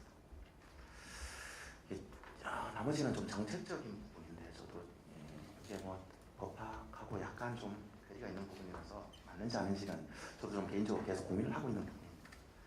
그 진출하는 형태에 대해 가지고 모티브가 뭐냐라는 걸 좀 먼저 좀 고민을 하게 됐습니다. 근데 제일 먼저 이 진출을 할 때 의료기관이 진출을 할 때 보면 일단 국내의 사정이 워낙 안 좋아서 아니면 해외에 진출함으로 인해 가지고 뭔가 이제 또 다른 비전이 있으셔서 이렇게 나가시는 경우들이 일차적이 되고요. 의료기관 자체가 진출하는 이런 것들은 의료인은 혼자 독자적으로 진출하는 형태겠죠. 자급 내지 자족형에 가까운. 그 반면에 이제 코이카나 이런 개발 원조 사업 통해 가지고 이렇게 나가는 경우들도 있는 것 같습니다. 이제 주로 이제 원조형이라고 부르는 그런 것들이요. 또 하나의 의료기관 진출의 모형으로 생각해 볼 수 있는 게 우리나라의 이제 굴지의 세계적 기업들이 좀 그래도 요 근자에 좀 많이 등장을 했지 않습니까? 뭐 삼성이나 LG, 뭐 포스코 뭐 등등 이런 현대차 이런 그 기업들이 상당히 많이 있는데 그 기업들이 현지에 진출해서 공장을 증설한다거나 안 그러면 그쪽에서 이제 판매를 해야 되는 경우들이 많이 생깁니다. 그런 기업들이 진출할 수 있는 공간이라면 대부분 다 의료비를 지출할 만한 충분한 여력이 되는 최소한 GDP 수준이 그 정도 높거나 안 그러면 자원 부국이거나 이럴 가능성이 상당히 높은 국가들입니다. 그러지 않으면 그 기업들이 거기에 나갈 이유가 별로 없겠죠. 그 기업들이 거기에 가서 기업의 현지화 전략을 쓰는 경우들이 많이 있습니다. 그 현지화 전략이라는 게 그 나라에서 그만큼의 수익을 창출했으며 일정 부분은 그 나라에 놓고 나오는 게 기본적으로 그 나라와의 오랜 유대관계를 유지하는 데 훨씬 더 유리하니까 사업적인 측면에서 그렇게 많이 진출을 합니다. 근데 그런 활동의 일환으로 가장 많이 하는 것 중에 하나가 교육사업 내지 의료사업입니다. 근데 그 의료사업 같은 경우라면 특히 그런 경우가 이제 그 현지화 전략형에 가까운 거죠. 그 한 세 번째 경우. 자족형이나 원조형과 다르게 그 현지화 전략형 같은 경우에는 이런 그 의료기관 해외 진출 모델 모형 자체가 주체도 다시 한번 좀 고민을 해봐야 되지 않은가 하는 생각이 좀 듭니다. 여기 계신 분들이 대부분 다 보면 의료기관에 소속돼 있으신 분들이 주를 이루실 거라고 생각이 드는데 그 케이스라면 기업이 오히려 주가 되는 경우가 훨씬 더 많고 의료기관이 오히려 서포팅 역할을 해야 되는 경우들도 많이 생겨날 수 있지 않겠습니까? 대신 의료기관은 일정한 운영권의 독점을 일정 기간 동안 이렇게 갖게 되는 그런 케이스. 그런 형태가 된다면 주무부처도 복지부 쪽도 주무부처의 하나의 역할을 해야 되겠지만 산업통상자원부라든가 또 법무부라든가 이런 데에서도 훨씬 더 관여의 정도가 지금보다 좀 커져야 되지 않은가 하는 생각이 좀 듭니다. 그래서 복지부 관계자분들도 계실 수 있겠지만 다른 중앙부처와의 연계에 대해서도 훨씬 더 지금보다는 좀 네트워크를 강화하실 필요가 있지 않은가 하는 생각을 좀 했습니다. 그 마지막으로 하나 더 간략하게 말씀드린다 그러면 해외 진출했다가 특히 이제 개인 차원에서 진출하셨다가 이후에 수익성이 처음에는 잘 나다가 나중에 돼가지고 좀 수익성이 악화돼서 결과적으로는 좋지 않은 케이스로 이렇게 철수하시는 경우들도 꽤 많이 생겨나는 것 같습니다. 그 이유 중에 하나를 한번 여쭤봤더니 왜 그러냐 그러니까 기술을 믿고 이제 진출을 하셨고 그 기술이 처음에는 상당히 전진 기술이었고 그래서 그 현지에서 상당히 잘 먹혔던 겁니다. 먹혔는데 조금 지나고 나니까 의료기술이라는 게 사실 무한 복제가 가능하지 않습니까? 우리나라보다 훨씬 더 좀 시장이 큰 나라들 같은 경우에는 임상의 경험을 쌓을 수 있는 기회가 훨씬 더 많아지니까요. 그럴 때 그에 대해 가지고 무한 복제를 통해 가지고 다른 현지 의료인이라든가 다른 의료인들이 진출함으로 인해 가지고 자기 경쟁력이 떨어지는 문제가 생기는 거죠. 그래서 수익의 영속성이 보장이 안 되는 문제 때문에 그 이후에 해외 의료기관에 진출해 가지고 거기에서 오랫동안 지속적으로 운영하고 그럴 수 있는 그 배경이 좀 안 만들어지는 경우들이 생겨나는 것 같습니다. 근데 이게 그러면 그 기술이나 노하우 같은 거에 대해 가지고 지적재산 아니면 지식재산적인 측면에서 이렇게 보호할 수 있으면 좋을 텐데 기술이나 노하우에 대한 지식재산에 대한 보호는 없습니다. 이게 전 세계적으로. 그러다 보니 기본적으로 한번 생각해 볼 수 있는 다른 방법이라는 게 거기에 쓰이는 재료들에 대한 아니면 장비들에 대한 특허를 통해 가지고 기술을 보호하는 방법을 강구할 필요가 있지 않은가 좀 생각이 듭니다. 근데 저도 병원 내에서 그렇게 특허라든가 이런 것들이 많이 있을 거라고 생각하지 못했었는데 의외로 병원 내에서도 보니까 특허라든가 이런 것들에 대한 추론이 상당히 많이 있으시더라고요. 그게 행위적인 측면이 아니라 각종 기술이나 재료적인 측면에서도 그런 것들이 되게 많이 있는 것 같습니다. 그런 것들을 좀 더 특허청이나 이쪽하고도 연계해서 전체적으로 조금 그림 자체를 지금 현재의 모습과 향후의 모습까지를 가정해가지고 용접성 있게 유지시킬 수 있는 그 방법으로 좀 진출의 아이템, 그 모습들을 시스템을 만들어 나가면 좀 더 도움이 되지 않을까 하는 생각, 짧은 소견이었습니다. 예. 네, 감사합니다. 다음은 우리 이상규 교수님. 네, 연세대학교 보건대학원 병경학과 이상규입니다. 지금 뭐 많은 좋은 얘기들 많이 해주셨는데 오늘 저는 약간 좀 개념적인 얘기들을 몇 가지 좀 하고 싶습니다. 우리가 지금 법과 제도에 대해서 얘기를 하고 있는데 아까 김성현 변호사님께서 잠깐 말씀해 주셨지만 우리나라에서 법과 제도보다 훨씬 상위에 있는 이제 국민정서법이라는 게 틀림없이 있습니다. 그리고 어떤 법과 제도라는 게 정말로 법이 만들어지고 제도가 만들어지기 위해서는 언론과 정치권에서 움직여야 되는데 언론과 정치권이 절대로 국민정서법에 부합하지 않으면 절대로 움직일 가능성이 없기 때문에 사실은 우리나라에서 의료산업화 관련된 얘기들을 뭐 십몇 년 이상 계속 해왔지만 사실 된 게 아무것도 없는 이유들이 보면 결국은 아직도 우리나라 국민들이 정서상으로 그거를 받아들일 준비가 안 돼 있는 상황이라는 게 사실은 우리 모두가 인정해야 되는 현실입니다. 그래서 그런 부분들과 관련해서 몇 가지 개념적으로 우리가 생각해 볼 부분을 몇 가지만 좀 말씀을 드리려고 합니다.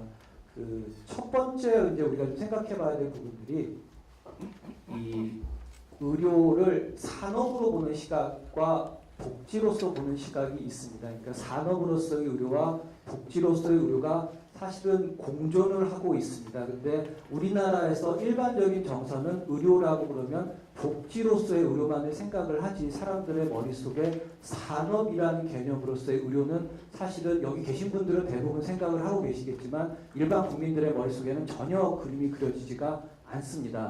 그렇기 때문에 의료 산업화라든지 의료 수출이라든지 병원 수출이라든지 이런 얘기가 나오면 사람들은 복지로서의 의료가 망가진다는 생각을 가지고 있기 때문에 그런 관점에서 보면 사실은 이제 그게 결국은 이제 저처럼 이제 학교에 있는 사람들의 잘못이겠습니다만 산업으로서의 의료가 틀림없이 존재를 하는데 산업으로의 의료가 정확히 뭐고 그런 것들이 국가 경제상에 어떤 이익을 가져다 줄 수 있다라고 하는 거에 대한 것들이 정리가 잘 안 돼 있고 효과적으로 국민들한테 전달이 안 돼 있기 때문에 지금부터 좀 구체적인 제도 이전에 좀 진행돼야 되는 작업들이 산업으로서의 의료와 복지로서의 의료가 공존할 수 있다라는 부분들에 대한 얘기들이 좀 되기 시작해야 되지 않나라는 게 이제 첫 번째 좀 드리고 싶은 생각이고요. 그거와 관련해서 두 번째로 좀 말씀을 드리고 싶은 거는 의료를 우리 사회에서 소비라는 관점에서 바라볼 것이냐 아니면은 투자라는 관점에서 바라볼 것이냐는 문제인 것 같습니다.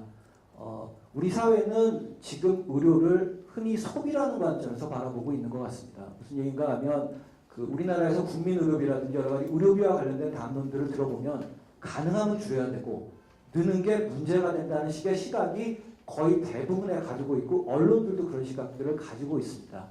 하지만 우리가 가령 예를 들어서 뭐 KTX를 까는데 몇 조 원이 들었지만 그거를 낭비라고 보는 사람들은 없습니다. 고속도로를 까는데 수조 원의 돈이 도로를 까는데 국가 기반으로서 사회 인프라를 까는데 수조 원의 돈을 쓰고 있지만 그거를 가능하면 줄여야 되고 가능하면 낭비다라는 식의 시각으로 바라보지는 않고 있습니다. 근데 경제학적인 관점에서 보면 의료에 대한 투자는 사실은 상당히 중요한 국가 경제상의 투자입니다. 미시적인 관점에서 봐도 의료에 대한 투자를 통해서 국가 경제상에서 제일 중요한 노동력이라는 것들을 향상시켜 줄 수 있습니다. 국가 경제가 양질의 노동력이 없이는 절대로 지탱될 수가 없는데 그런 양질의 노동력을 만들어주는데 의료가 상당 부분 기여를 하고 있기 때문에 의료에 투자되는 걸 미시적인 관점에서 봐도 사실은 투자의 관점으로 볼 수가 있고요. 또 하나 또 거시적인 관점에서 보더라도 국민 전체의 건강 수준이 향상이 된다 하면 결국은 이제 국민 의료비가 감소할 수 있을 것이고 그러면 그동안의 국가 경제상에서 의료 쪽에 투입되는 돈이 다른 부분에 조금 더 효율적으로 쓸 수 있는 가능성들이 존재를 하게 됩니다. 그러니까 거시적인 관점에서 보더라도 사실은 의료를 투자라고 바라볼 수 있는 여러 가지 여지들이 있고 뭐 그거와 관련해서는 뭐 수많은 논문들이 나와 있습니다. 그래서 우리 사회에서 지금 현재 의료에 들어가는 돈을 비용이다, 소비다라는 관점으로 바라보고 있는데 이거를 투자일 수도 있다라는 정도까지만이라도 국민들의 정서를 바꿔줄 수 있다고 하면 지금 오늘 저희가 여기 모여서 얘기하는 여러 가지 것들이 훨씬 더 부드럽게 진행이 될 수 있지 않을까라는 생각들이 좀 들고요. 그것과 관련해서 이제 오늘 얘기한 이 병원 얘기를 좀 돌아와서 좀 살펴보면 사실은 저는 개인적으로 뭐 구체적으로 어느 나라에 나가고 제도가 어떻게 되고 하기 이전에 이런 병원 수출이라든지 여러 가지 병원 프랜차이즈 수출이라든지 이런 산업들이 활성화되고 잘 돼 나가기 위해서는 근본적으로 우리나라 병원 산업 생태계가 건강해야 된다고 생각을 합니다. 이게 기본적으로 우리 내수에서의 기본적인 건강성, 산업 생태계의 건강성이 확보되지 못한 상황에서 외국에 나간다는 것은 영속 가능하지 않다고 생각을 합니다. 그래서 그런 관점에서 앞으로 병원 수출이라는 것들이 계속 활성화되고 지속적으로 국가 경제에 기여할 수 있기 위해서는 사실은 우리나라 내수에 있어서의 의료산업 생태계, 특히 병원산업 생태계의 건강성이 확보되어야만 한다고 생각을 하고 있고요. 사실은 그런 관점에서 보면 사실 우리나라 병원산업 생태계는 매우 건강하지가 않습니다. 현재. 사실은 거의 뭐 고세 상태라고 생각하시는 분들이 여기 뭐 많이 계실 거라고 생각을 하고 있고요. 뭐 그런 자세한 얘기를 할 자리는 아니지만 그래서 우리나라 병원 산업 생태계의 건강성을 회복할 수 있는 제도들이 어떻게 보면은 장기적으로는 병원 수출에 대한 세부적인 제도들보다 더 우선돼서 투자가 이루어지고 관심이 가져져야 이 병원 수출 자체도 장기적으로 영속 가능할 것이다 라는 부분들에 대한 말씀을 좀 드리고 싶습니다. 또 하나 말씀드리고 싶은 부분들은 그렇기 때문에 저희가 어떻게 보면 이렇게 오늘 모신 분들이 대부분 한 10년 동안 대부분 이런 자리에서 많이 이제 만나 뵀던 분들도 있고 많이 계신데 이렇게 우리 내부적으로 하는 얘기들도 상당히 중요하겠지만 구체적으로 뭐 학교에 있는 저 같은 사람들의 잘못도 있겠지만 우리가 의료 수출을 하면은 뭐 국가 성장 동력으로서 가능성이 있고 뭐 국토가 창출되고 이런 얘기 많이 했지만 그것들을 국민들한테 이해할 수 있도록 구체적인 로드맵을 제시해 준 적은 사실은 한 번도 없습니다. 그래서 이 의료산업이라는 게 발전하고 병원산업이라는 게 발전하고 그리고 의료 수출이라는 게 발전을 하게 되면 구체적으로 언제까지는 어떤 식의 것들이 이루어지고 어떤 것들이 돼서 장기적으로는 정말로 이게 병원산업에서 이런 병원 수출을 통해서 벌어들이는 국부들이 병원이 가져가는 것이 아니라 국민들한테 돌아간다라는 것들을 설득력 있게 얘기할 수 있는 로드맵 같은 것들이 만들어져야 좀 이렇게 인식 전환과 관련해서도 훨씬 중요한 것들이 되지 않을까라는 생각들을 좀 해보게 됩니다. 그리고 마지막으로 이제 조금 좀 미래적인 얘기들을 한 두 가지 정도만 더 드리고 싶은데 한 가지 부분들은 뭐 여기 계신 분들 다 잘 아시겠습니다만 의료가 엄청나게 빠른 속도로 변화하고 있습니다. 아직 뭐 법이나 제도적인 제약 때문에 실제 우리 제도권대로 들어오지는 못했지만 우리가 생각하는 것보다 훨씬 다양한 분야에서 여러 가지 창조적 파괴들이 이루어지고 있습니다.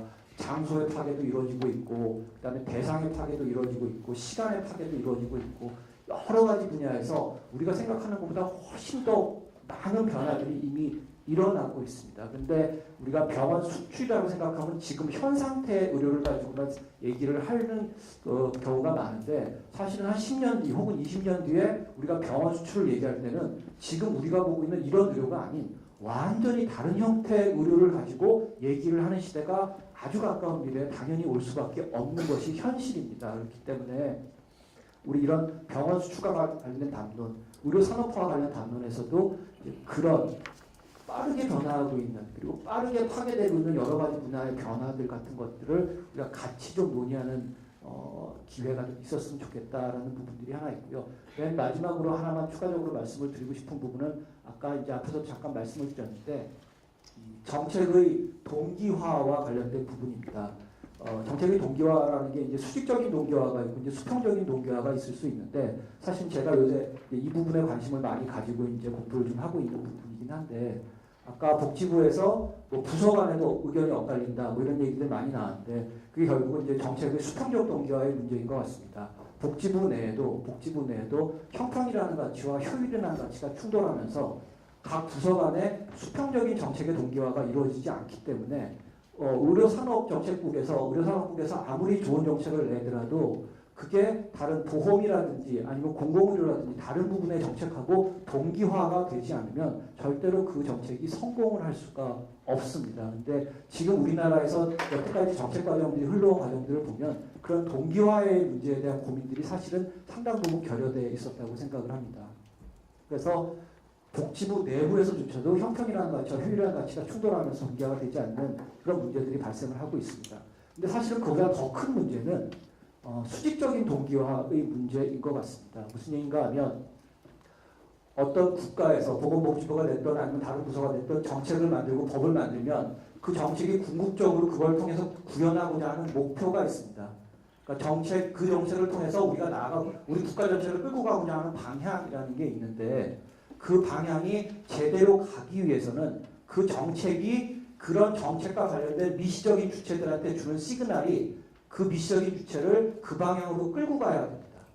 그런데 지금 우리나라 가령 건강보험제도 같은 것들을 보면 건강보험제도가 궁극적으로 지향하고자 하는 방향과 그 건강보험제도가 시그널이 돼서 구체적으로 의사들한테 병원들한테 시그널을 주고 그 병원들이 취하는 행태가 전혀 반대 방향으로 가고 있습니다. 국가 전체는 의료체계의 효율성을 위한다는 명분으로 정책을 만들고 끌고 가고 있지만 실제로 그게 병원이나 개별 의사들한테는 전혀 다른 방향의 시그널로 가고 있기 때문에 미시적인 주체들의 방향성이 합쳐져가지고 거시적인 방향성과 일치해야 되는데 그게 안 되고 있기 때문에 사실은 우리 보건의료 분야에서 너무 많은 혼선들이 일어나고 있습니다. 그래서 그 수평적 동기화도 중요하지만 이 수직적인 동기화의 문제들. 근데 그런 문제들이 발생할 때 항상 복지부에서는 미시적인 경제 주체의 비난을 돌립니다. 의사들이 잘못됐다, 병원들이 잘못됐다라는 식의 이제 방향성을 보이는데 사실은 정책을 설계를 잘못한 정책 담당자들의 문제가 더 큼에도 불구하고 우리 사회에서는 그런 일들이 계속 벌어지고 있는데 그런 것들이 수정되지 않으면 사실은 앞으로 우리나라 보건의료 정책들이 더 발전해 나가기가 상당히 어렵지 않을까라는 생각들을 좀 해보면서 토론 마치겠습니다. 네, 감사합니다. 마지막으로 송만석 사모님. 예, 안녕하십니까. LA 여행 컴퍼니의 송만석입니다. 우리나라 한켠에서는 이제 진주의료 사태가 이야기가 되고 있는데 그 한켠에서는 의료 수출 이야기가 되고 있습니다. 그보다 더 어려운 것은 앞서서 할 만한 이야기들은 다 해주셔가지고 딱히 할 이야기가 없다가 마지막 남은 이야기 하나를 방금 이상규 교수님께서 말씀을 마저 다 해주셨습니다. 저는 좀 현장에 있으니까 좀 현장 이야기를 좀 하겠습니다. 먼저 저도 오늘 그 의료 수출 활성화를 위한 두 가지 방편을 그 의료가 수출되는 직접적인 액티비티를 활성화하기 위한 것도 있지만 먼저 말씀드리고 싶었던 것은 우리나라 내수시장에 대한 것들입니다. 이것은 앞서 우리 이상 교수님이 너무 자세히 말씀해 주셨기 때문에 그래서 뭐 영리법인 이야기하고 영리화 이야기하는 것들이 저는 단순히 투자를 유인해가지고 병원이 자금을 모집하기 위한 방편이 아니라 우리나라 의료계가 그 생태계가 좀 건강하게 바뀌는 데 기여하는 게 영리법인입니다. 예컨대 병원 사업에 어려워서 이제 엑시트하고 싶은 플레이어도 그러한 영리화가 마련되어 있지 않기 때문에 암묵적으로 거래가 되고 있죠. 그래서 지금 뭐 영리 이야기하고 있지만 실은 저는 이미 법인병원의 주주들이 병원을 사고 팔기 위한 그 듀딜리전스라고 하죠. 실사를 이미 한 8년 9년 전에 한번 해본 것 같아요. 이미 암묵적으로 우리나라에는 영리법인 비영리법인인 의료법인이 거래되는 시장이 형성되어 있습니다. 다만 이것이 지금 되어 있지 못하기 때문에 부동산에 묶여서 그러한 거버넌스가 옮겨가는 그런 상황이 있고요. 그리고 이제 또 하나는 시장 자체를 활성화해서 뭐가 필요하냐? 저는 좀 생생한 말로 결국 수익성하고 리스크입니다.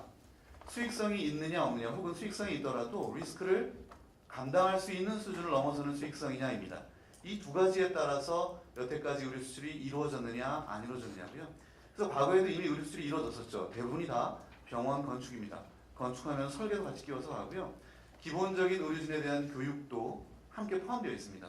그래서 저도 최근에 올해 겨울까지도 인도네시아의 모 국립병원 의료진하고 전 부서장들이 왔을 때 강의를 몇 번 불려갔었습니다. 그래서 이처럼 과거에는 그러면은 건축 하드웨어 중심이었던 의료 수술이 이제 점차 소프트웨어로 변화되고 있습니다. 그래서 뭐 방금 모드 3, 모드 4까지 말씀해 주셨는데 의료기관도 좀 구분이 돼 있죠. 의료기관이 진출하는 것도 브랜드가 진출할 수 있고 브랜드가 아닌 기술력이나 노하우, 인포메이션이 진출할 수 있습니다. 심지어 우리나라에 실제로 브랜드가 들어와 있는 외국 의료기관도 있고요. 그리고 또 최근 우리나라 국립대병원도 뭐 아시아의 많은 나라에 기술력을 수출하고 있습니다. 근데 중요한 것은 이러한 것들이 과거의 하드웨어 중심이다가 지금 소프트웨어로 변화되고 있는데요. 이것은 이제 어느 정도 뭐 가장 많이 말씀들 해주셨던 국민 정서가 어느 정도 저는 그 수용될 수 있는 수준이 됐다고 생각이 되고요. 그리고 또 하나는 우리나라 의료의 경쟁이 좀 심한 상황으로 치닫고 있죠. 그래서 대부분의 병원이 어려운 상황이고요. 아마 작년에는 우리나라를 주도한다는 빅4라 불리는 병원조차도 상당한 어려움이 있었습니다. 그리고 또 기술력이 어느 정도 성숙된 바가 있고요. 그리고 또 하나는 해외 의료 수요도 그만큼 성숙했기 때문입니다. 그래서 좀 더 나은 양질의 의료 서비스에 대한 관심과 수요가 사회적으로 확대되었다고 보는데요. 그러면 이 수익성과 리스크는 결국 수익성을 먼저 놓고 말씀을 드리면요. 수익성은 인풋 대비 아웃풋입니다. 즉 아웃풋이 인풋을 넘어설 수 있다고 확신이 된다면 당연히 투자가 되겠죠. 근데 지금 의료 수출이 활성화되지 않는 이유는 뭐냐? 인풋을 넘어설 수 있는 아웃풋이 없다고 생각을 하는 겁니다. 예컨대 저는 한 3년 됐는데요. 두바이에 그 보건복지 관련 차관이 와가지고 미팅을 한번 들어간 적이 있습니다. 재활의학과 관련된 의료진을 파견해달라는 거였는데요. 그 이후에 아마 모병원이 아마 의료진을 파견한 걸로 알고 있습니다. 당시 의료진과 관련돼가지고 저희가 이제 파트너로 같이 갔던 병원의 병원장님 의사결정했던 것은 그러면 과연 파견하는 의료진에 대한 인건비를 얼마까지 감당할 수 있냐는 겁니다. 그러면은 그 의료진의 급여 플러스 병원이 어느 정도 확보할 수 있는 수익도 보장이 돼야 되는데 그런 것들이 이제 되지 않았기 때문에 결국은 좀 지연이 됐던 바가 있는데요. 그래서 결국은 인풋과 아웃풋에 있어서 어떻게 설정이 될 수 있느냐고요. 그리고 이제 또 하나는 리스크인데 이 리스크 관련된 것들은 뭐 방금 두 변호사님이 많이 말씀해 주셨듯이 의료법과도 관계가 있습니다. 그래서 보면은 사실 의료법에는 언급이 안 돼 있는데요. 이건 뭐 루폴이라고 그러죠. 총알입니다. 관련돼 있는 영역에 대한 법적인 해석이 없기 때문에 지금 이렇게 방금 법률 전문가들이 해석을 해주셨듯이 해석을 해줘야 됩니다. 대표적인 게 지분하고 아까 지분 하나 말씀해 주신 두 가지 과실송금이죠. 돈을 넣고 뺄 수 있어야 되는데 지금 그런 구조가 안 돼 있습니다. 그러면 지금 같은 경우에 만약에 외국의 방 같은 그런 해석을 통해 가지고 국내의 법인병원이 외국에 진출하면 되겠는가? 저는 진출도 된다고 생각이 됩니다. 진출할 수 있고 실제로 진출해 있는 중소병원들이 있고요. 다만 여기서 의사결정의 문제는 방금 말씀드렸듯이 인풋을 넘어서는 아웃풋이 정말 매력적인 수준의 수익성을 확보할 수 있는가. 두 번째는 그 수익성 이후에 또 하나의 리스크를 질 수 있는 의지가 있는가. 이런 두 가지의 관점일 것 같고요. 그러다 보니까 이 두 가지 때문에 리스크를 덜 질 수 있는 개인병원 같은 경우는 그 에스테틱 쪽으로 많이 진출이 됐던 거고 그나마 법인병원은 에스테틱이 아닌 메디컬로 진출된 이유가 그것입니다. 그리고 개인병원 같은 경우에는 뭐 사실 의료사고의 문제가 있죠. 의료사고를 누가 부담하느냐에 따라 뭐 브로커에 주는 요율이 달라지는 뭐 그런 현장의 그런 사례가 있습니다. 그래서 이러한 것들도 지금 뭐 몇 가지 사례를 들었습니다만 실제로 의료 시장이 활성화되기 위해서 조목조목 정리가 되어야 되는 그러한 법률들이 법적인 제도적인 장치가 많이 필요합니다. 근데 사실 지금 현실은 우리 내수 시장, 우리 국내 의료계조차도 건강하게 떠받칠 수 있는 여건이 안 돼 있죠. 심지어 그 법인병원이 분원을 낼 때도 그 지자체 구청이나 보건소의 담당자들과의 관계가 얼마나 잘 되어 있는가에 따라 가장 큰 결정 변수로 작용을 하고 있습니다. 그리고 마지막으로 제가 한 가지 더 말씀드리고 싶은 것은 또 하나의 문제인데요. 이제 아웃바운드, 외국으로 진출하는 것만 이야기가 되고 있는데 또 하나는 외국인 환자가 국내로 들어오는 것들입니다. 이것이 지금까지는 뭐 중국이나 일본 성형외과, 피부과, 에스테틱 쪽에만 논의가 되다가 메디컬 쪽에 뭐 대학병원들을 비롯한 그런 국제 진료에 대한 것들이 점점 이야기가 커지고 있는데요. 이 부분에 대한 것들은 사실 제도적인 수가에 좀 문제가 좀 큽니다. 예컨대 한국 교포지만 미국에서 태어났기 때문에 한국말을 전혀 못하는 사람은 외국인 수가를 받을까요? 한국인 수가를 받을까요? 뭐 이런 문제. 뭐 사실 그거는 언어를 할 줄 아느냐 마느냐에 따라 상관없이 외국인 번호가 등록되어 있냐 되어 있지 않느냐에 따라 통역 관련된 수가가 일부 될 뿐입니다. 그래서 이런 부분도 어떤 지원적인 가이드라인이 보완이 되어야지 아웃바운드만이 아니라 인바운드와 관련된 그런 국제 의료가 활성화될 것이라고 생각이 됩니다. 이건 마치겠습니다. 네, 감사합니다. 저기만 시간을 잘 지켜주셔서 감사하고요. 지금 한 5분 남았습니다. 근데 혹시